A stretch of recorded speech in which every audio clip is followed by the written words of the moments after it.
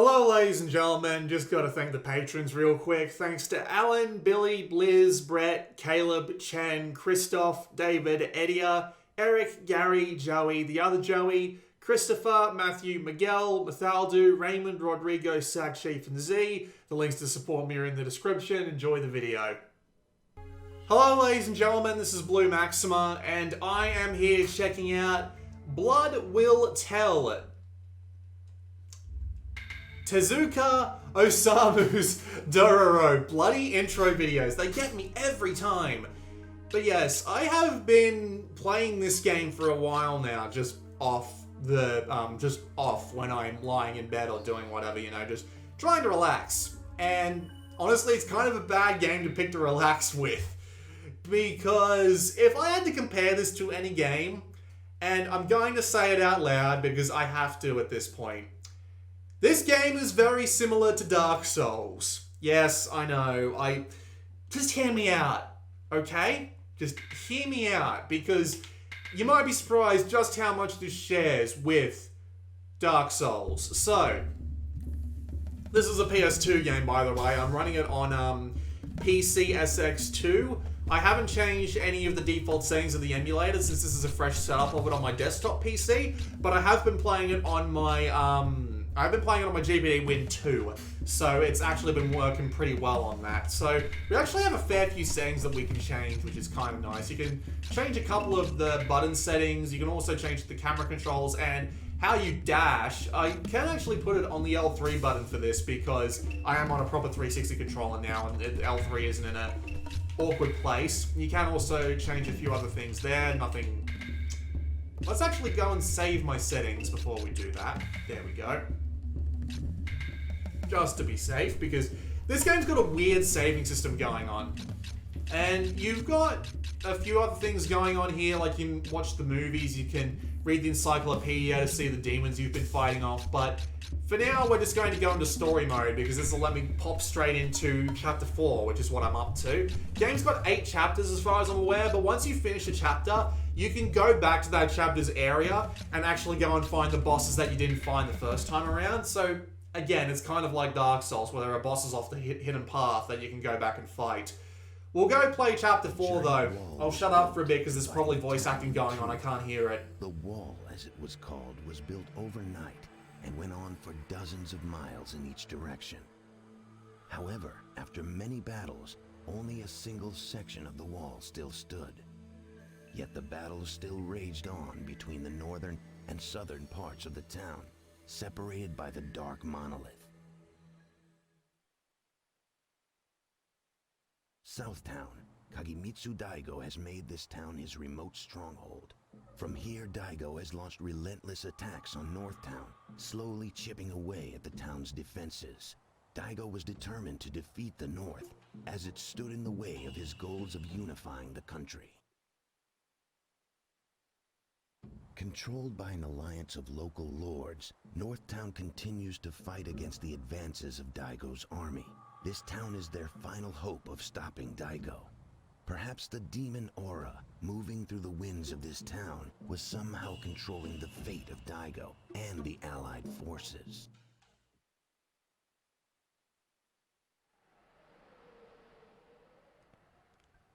You all right?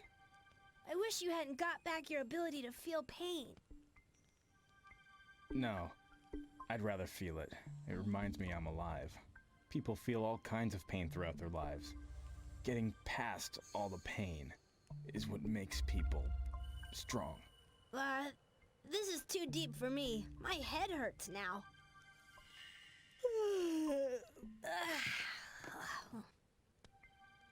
Oh, sorry.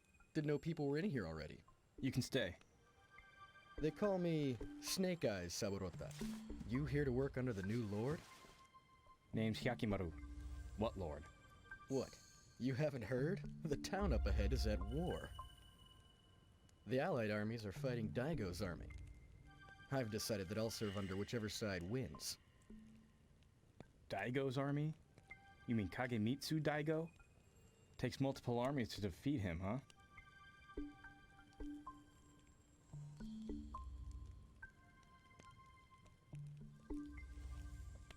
Hey, Let's get some shut-eye.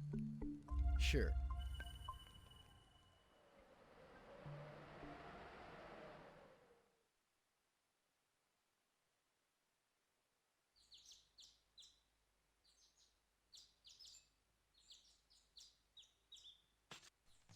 Let's go, Dororo. Are you sure you're ready? Yeah.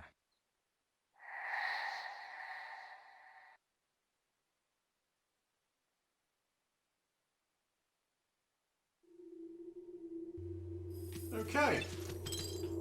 The voice acting in this game is terrible. I I have to bring that up immediately because it is the main reason I dislike this game. Mainly, it's the main reason for me not to like this game because it is legitimately really bad. It feels like it has no effort put into it whatsoever. And even worse, I thought Dororo was a boy. Turns out, she's a girl. Like, I don't have a problem with this, and to be fair, you can kind of see it, but I spent so long confused as to whether or not she was a boy or a girl, and eventually I went and fucking looked it up, and it turns out girl. And it was mainly the voice acting that had me in the wrong frame of mind about it. It's bizarre. But anyway, this is Blood Will Tell. It is gameplay-wise, it is quite similar to Dark Souls. There are a couple of things going for it which are different, but it's got the same basic concept of you need to try and avoid attacks. You don't have a dodge, but you do have the ability to dash, and you do move relatively quickly. So it's mainly just trying to stay out of the way of their attacks while throwing out yours, which is the most important thing to do. You have a light attack, you have a medium attack, or a heavy attack I should say, and you can combine these in combos. You also have the ability to tell Dororo to do different things. You can force him to be on the lookout, which will help you find other bosses to fight. You can force him to go looking around for items, and you can just force him to be attacking. These are all neat little features that help out if you're looking around for things like, these are all neat little features that can help out if you're looking out for things like bosses or extra items. Dororo can pick up items. You do also control her from time to time. And when you do, she'll bring back items and you can just walk in front of her and she will give the items to you, which is nice. You do also have a few other things, like my weapon right now is actually a sword, but if I press L2, I will swap to my sword arms. Now, notably, your sword arms aren't actually upgradable. In this game, you get, they're the only ones you can upgrade, I should say. In this game, you get swords, and you use these swords in order to, as your main weapons, like swords, regular old swords. You use them as like equipable items. But your sword arms get upgraded as you play the game, when you defeat enemies and stuff like that. And they also determine your overall strength.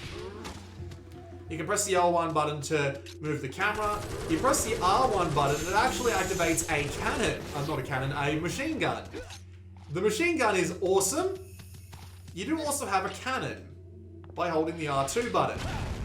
It is area of effect, so if you fire it at a bunch of dudes at the same time, they will all just fall over and die. It's kind of great. You do also have that.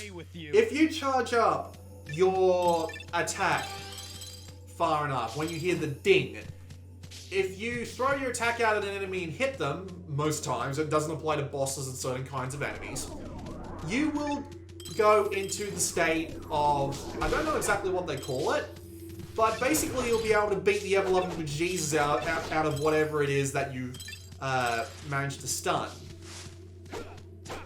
Camera does swap to fixed angles from time to time. It's a little bit weird. We'll get onto that shortly though, because we're about to have another cutscene by the looks of it.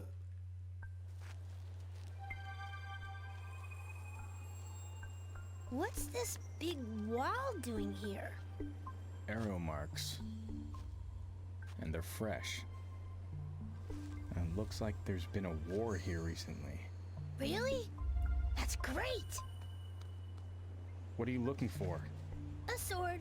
Thought maybe I could find a nice one. You still want a sword that badly? Yes? Why? You need power to get by in this world. And to me, a sword equals power. With a sword, I'd feel safer and more powerful. Oh.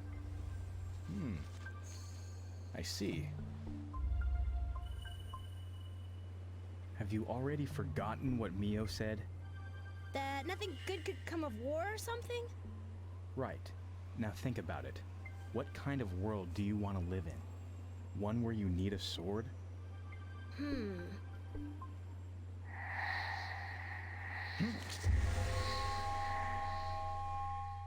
Ooh, is this a fiend? Or is it just a... Oh, it's just regular enemies. It's an annihilation battle. Okay, so we have to take all these guys out as quickly as possible. But yeah, as I was saying, the general idea of the attack where you have to hit the buttons in time to the buttons going across the bottom of the screen is that if you manage to do enough damage to kill the enemy and then press triangle and do a finishing attack, they are way more likely to drop loot. So you want to be doing that as much as humanly possible, because it can actually drop you some really nice stuff. Just as you saw back there, not only did landing a 16 slice major stun attack get me a new sword, which is actually really rare, and I'm surprised it actually gave me that. It gave me a bunch of bullets for my gun, and it also gave me a healing pickup. So you want to be doing a full strength stun as much as humanly possible.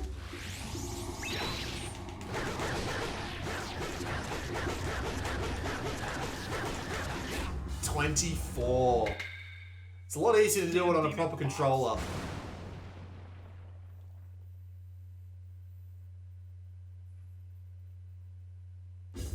Yeah, look at that.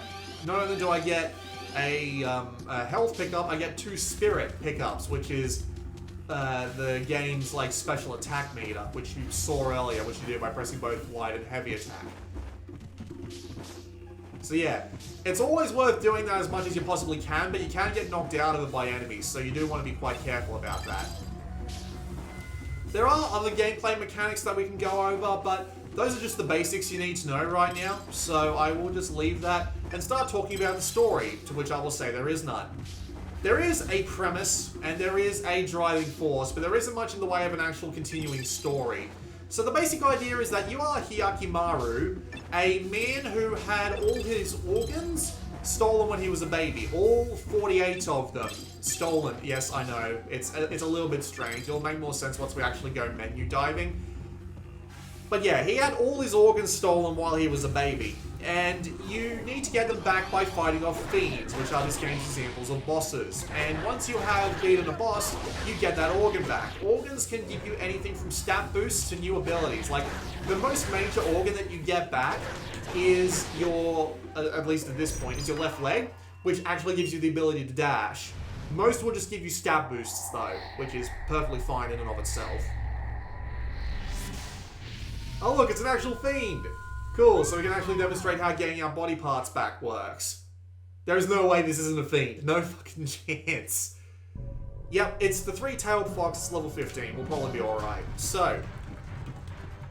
Wow, it can walk out onto that. No fucking problem. Alright, sure. But yep, it's got a health bar. Every fiend in this game has a 3-tiered health bar. So if I were to actually like get some damage done to it, can't aim for shit. See, it can take a fair amount of damage. So we're gonna be here a while. But just before I do that, I want to go and have a look at my equipment first. So you can change your... Ooh. We actually have a different special attack now. It's the first time I've seen that. And we can also have a look at our swords. Like, we got swords that do different things. Like, Flame Tongue here, which will make our spirit gauge fill up faster. Sword of Protection, that will protect us from literally everything. And it doesn't actually put my attack up, though, so I don't really need to worry about that right now. This one here is my favorite, though. It's the 3-body slasher, which actually has some pretty high damage. So yeah, we just wanted to make sure that the sword there wouldn't have been useful. Just trying to stay out of the way, but unfortunately it looks like that's not going to be particularly easy. Yeah, I can't jump out there and join him, unfortunately, but I can wait for him to come over here and try and beat his shit in. Okay, yeah, there's a reason why he's staying away from me. He takes a fair bit of damage. I got an idea. Give me that tornado. Aw, really? Barely. Didn't even reach him. Alright. Let's dash. Let's get over there and try and beat the crap out of him while we still can.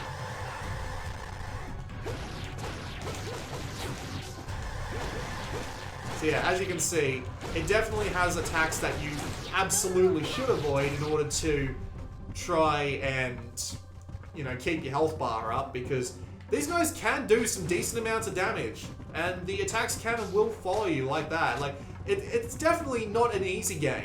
The bosses in this game are absolutely dangerous, especially early on when you don't have very much in the way of maneuvering abilities. Your attacks are weak. You don't have much in the way of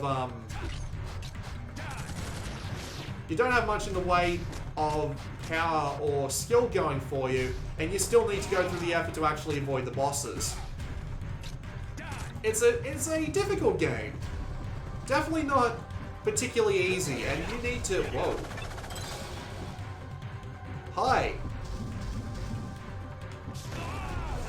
Man, how do I screwed that one up. Hi, okay. Oh, right.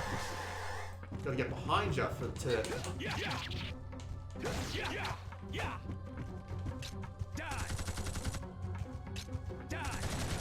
Admittedly, the controls are a little awkward. The camera controls in this game aren't fantastic. Thankfully, they do give you this boss camera here, but if you're fighting against just regular dudes, it can be relatively hard to, you know, get your bearings and actually have things work out relatively well for you. And it can just be a little bit, it can definitely be a little bit frustrating sometimes with certain boss attacks. Like, they definitely do have attacks that can just wipe the floor with you sometimes, and they're kind of hard to dodge. There is a boss fight in the middle of the second chapter, which is a boss fight with Dororo, who's been possessed by a demon sword. But it's not particularly, it's not a particularly great boss fight, mainly because of the fact that his attacks are kind of inconsistent, and there are a couple of bosses that have inconsistent attacks that make it really hard to effectively dodge them.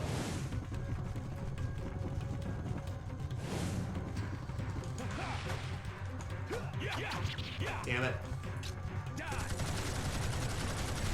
Well, I've got maximum spirit now, so hopefully if he comes this way again, I can just unleash the tornado fury.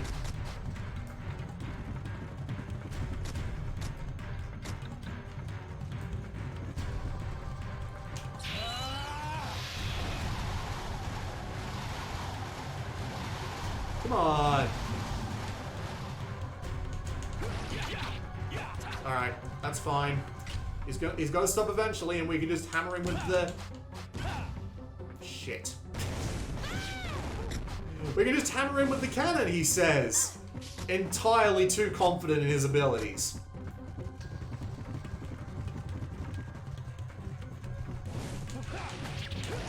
Gotcha. If you were to make it so that you took a little bit more damage, this game would feel like a lot more like Dark Souls than it currently does. You do have a fair bit of buffer on your health meter, but still, you do kind of need it. Especially in a boss you're just fighting for the first time. It can definitely be a bit rough. So I got my lymph nodes. Okay, didn't even really get an upgrade for it, which is kind of unfortunate. But anyway, while this cutscene is going on, there'll be subtitles down the bottom so you can listen. But basically, there hasn't really been a continuing plot as of yet. As I said, he had all his organs stolen as a baby and he needs to fight the fiends to get them back. And, well, we just did. There are 48 fiends that we have to kill. There is also Dororo, who basically latches onto us like a bad smell during the first chapter and doesn't really go away. Which is, you know, perfectly okay. He's a little bit annoying, but he does actually help out from time to time, so she makes up for it. I'm sorry. As I said, I keep getting confused. But yes, the there is no, like, actual drive going on. There's no continuing plot. Like, the plot of the past 3 chapters has more or less been Hyakimaru and Dororo stroll into an area, find that there's a demon there. Some difficult circumstances end up with them being the bad guys after the demons are dead, and they end up having to leave. Hey, I know that guy. Either that or there's just some terrible thing that's going on. And Hey, yeah. hey, what the heck is going This on? is actually the first time a character is carried over between chapters. This is And you still live. Daigo. He's in chapter 3. Kill them. Kill these outlaws. Kill them all. But yeah, this is basically the first time the game's got any semblance of continuing plot whatsoever, which is a neat concept. And non-lethal warfare. Cool. We have to defeat 40 of his soldiers, and we can't kill them, but they can kill us. So we don't get to use our spirit attacks, our guns, or our charge attacks at all, which is really frustrating in a fight like this. Thankfully, they aren't massive dicks about it, because they will drop health if I defeat enough of them. But yeah, it's this is a kind of fight that I could happily do without, mainly because I like having the spirit attacks and all that stuff going on, but still. It's a neat kind of horde battle that they got going on here. There's a few of these throughout the story. And this is basically the game. It does play... It is a action game. It's quite difficult. It's got... Ooh.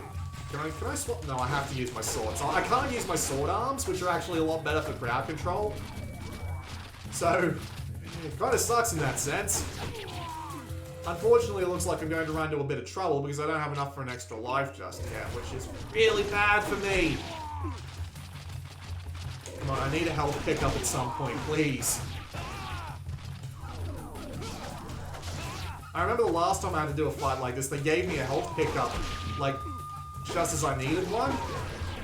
It looks like I'm not going to have that sort of luck now. Oh god, they just spawn around me like the bastards that they are.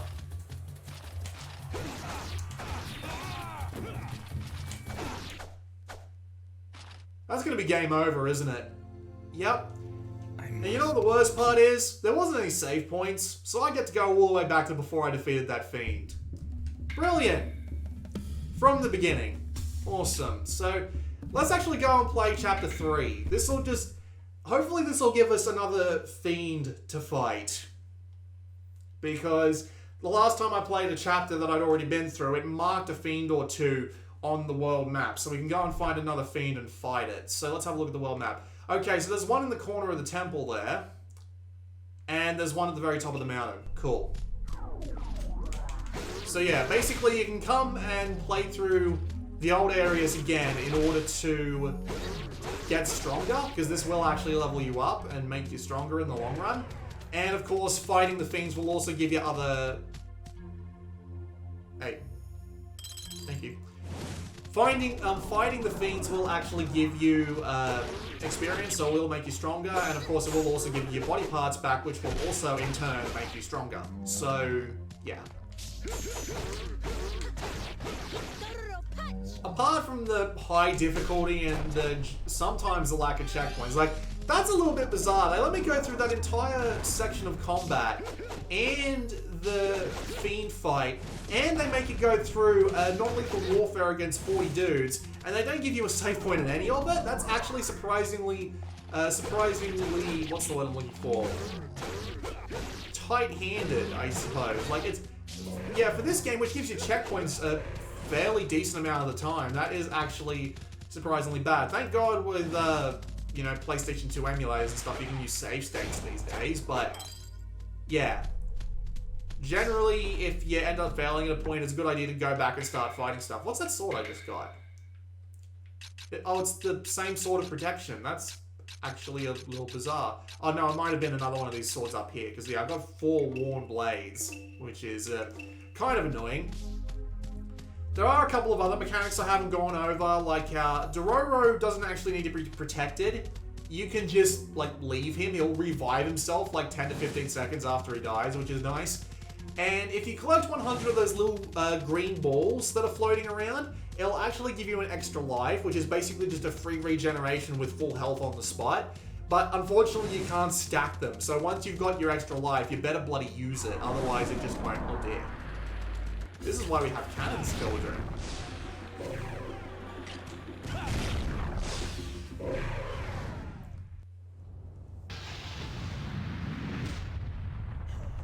Oh great, it's this bastard again.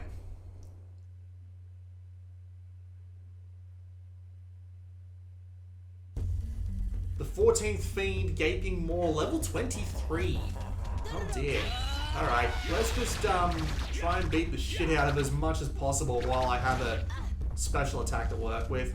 And just for the purpose of keeping myself safe from his elemental attacks, let's go for the Sword of Protection.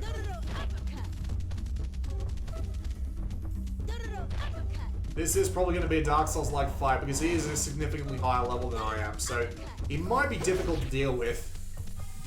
Just a little warning.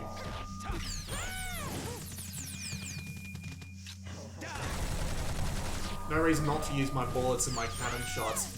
You get them like candy if you do the whole triangle and stun them thing, which is something you should get used to doing very quickly. But yeah, compared to that other fiend I was just fighting, which was on my level, this guy is taking next to no damage whatsoever. So yeah, Dark Souls fight for you. In fact, this might be longer than your typical Dark Souls fight just because of the overall, oh god, where'd he go? There he is. This might be longer than your typical Dark Souls fight just due to the, oh my god, whoa, that was close. And let's just do some damage to him while we can. Unfortunately, it's not very... Unless the boss absolutely positively needs the... unless the boss absolutely positively needs cannon shots to beat. Like, in this chapter, you fight the actual mountain. It's a hard boss fight to explain without actually, like, showing it off. But you fight the actual mountain, and it can be... you need the cannon shots to actually fire up into its eye, which is a interesting concept for a boss fight, but still. There are a couple of other things I like the game's got button queuing in some situations, but not others. So, if you hit square 3 times, you will be locked into that combo, right?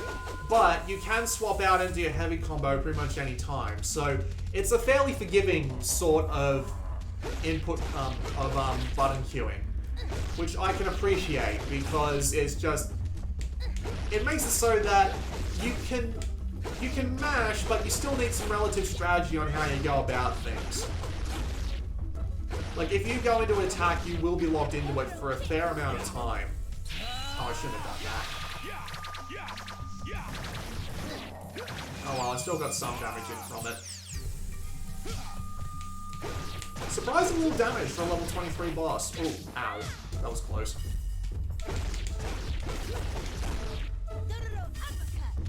But yeah, the action's fun. Checkpointing is usually okay. Like as I said, that thing at the beginning of Chapter 4 is actually kind of out of character for this game. The bosses are all interesting fights. They all do bear a resemblance to sort of Dark Souls bosses with patterns you have to memorize and attacks you have to dodge. And the actual combat is fun. It's responsive. It doesn't do button queuing, so it's not a massive pain in the dick. It's a shame that you're only stuck to your 2 weapons, which is your sword and your sword arms, but still. A lot of max HP there, and some metabolism. Oh yeah, right, because you can actually eat food in this game once you've got all your digestive organs back, which is a neat little concept. Like, that's not something you'd usually think about in a game like this. But that is a thing you actually have to put up with in this game, not being able to eat food. I believe you do actually get, like, food items in this game. So if I head back to the start menu here, you can see your combos that you got going right here and what you're capable of doing. You get more as you level up. And, of course, you can also see your swords combos as well. And you can keep track of all your body parts.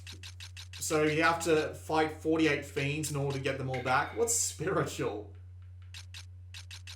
Those probably give you some neat abilities once you've got them all back. We'll go fight this other fiend at the top of the mountain, and then we'll call it. Although it probably will take us a little while to get up there to begin with. Let's go back to the sword.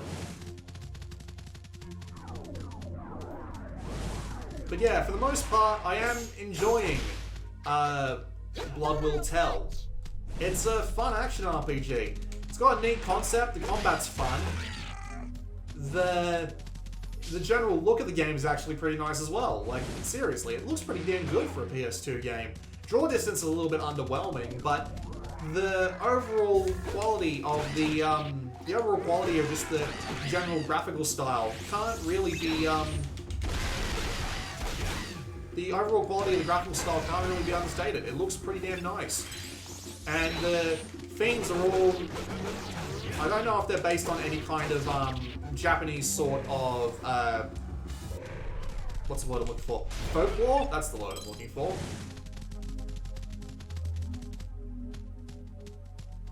But it is still, it looks relatively original. It's a pretty damn nice looking game to boot, and it runs absolutely fine. Like, I was playing it on my Win 2 on the default settings, and it was running absolutely fine. Like, there was nothing wrong with the performance on that device, so emulating it probably isn't going to be that big of a deal for most people's computers. Assuming that your computer isn't a toaster from 2007.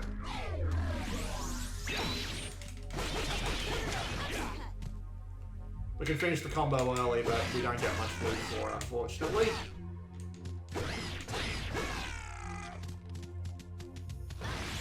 Bugs are really freaking weird. Alright.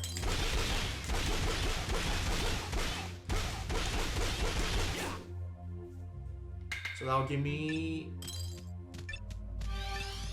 some health and a little bit more progress towards the 1-up. How far have I got to go until I actually get up there? A pretty long way. How about we just jump cut to it? I'll be right back.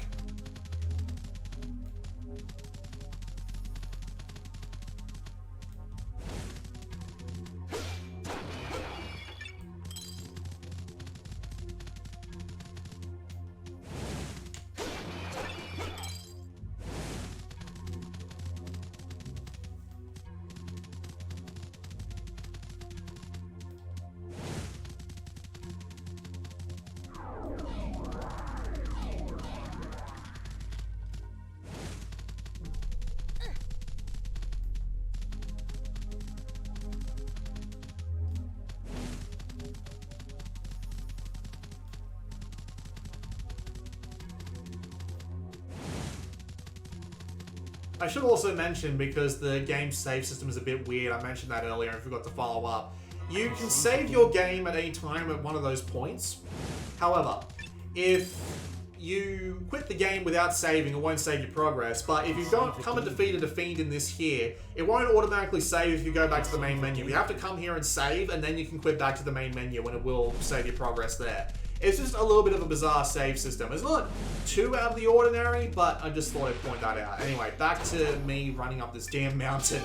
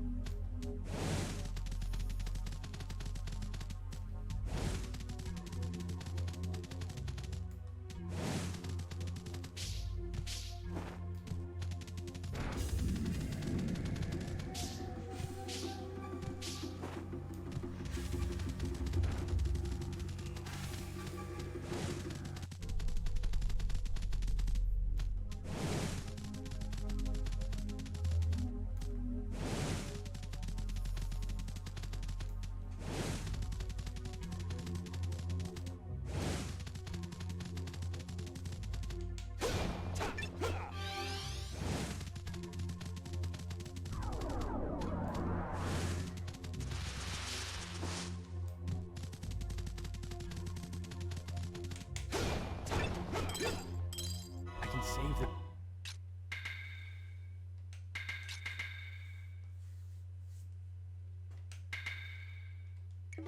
game here. Alright, we're here. Let's see what it is we have to fight.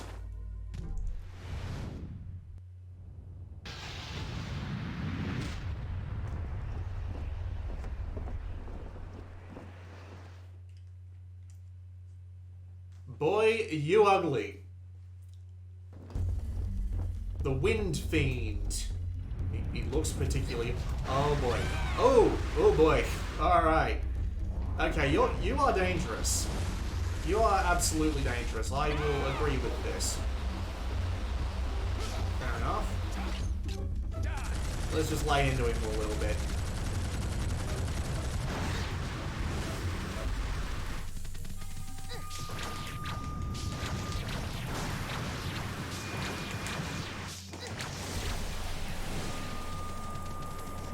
But yeah, I'm having fun with the combat.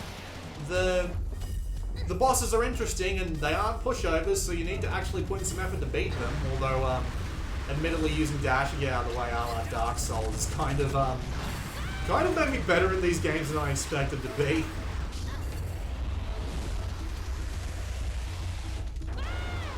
And yeah, your weapons are satisfying to use. The game is pretty high quality with its just its general capabilities. You know, you being able to, you know, it feels good to use the sword and the sword arms, is what I'm trying to say.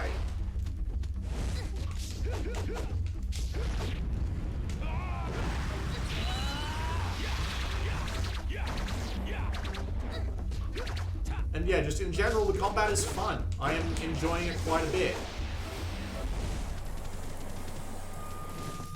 I'm not getting to him out. Bye, Dororo!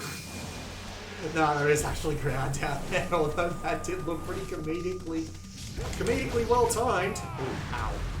Wow, I'm down to half my health already. I need to be careful. That's not great.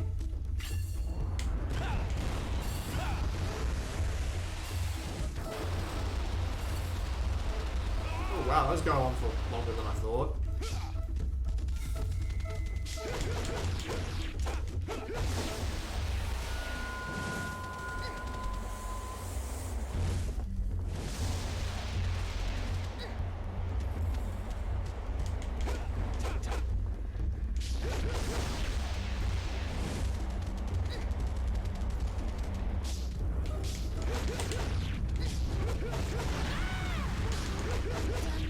Dororo's down, but he'll be back.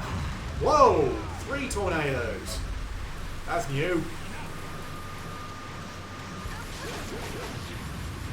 Yeah, but he's back. He's fine. Camera makes it kind of hard to see the bloody tornadoes, I gotta say. Ow. And thankfully, Dororo is just there helping out by throwing rice balls at him. I think that's what those are.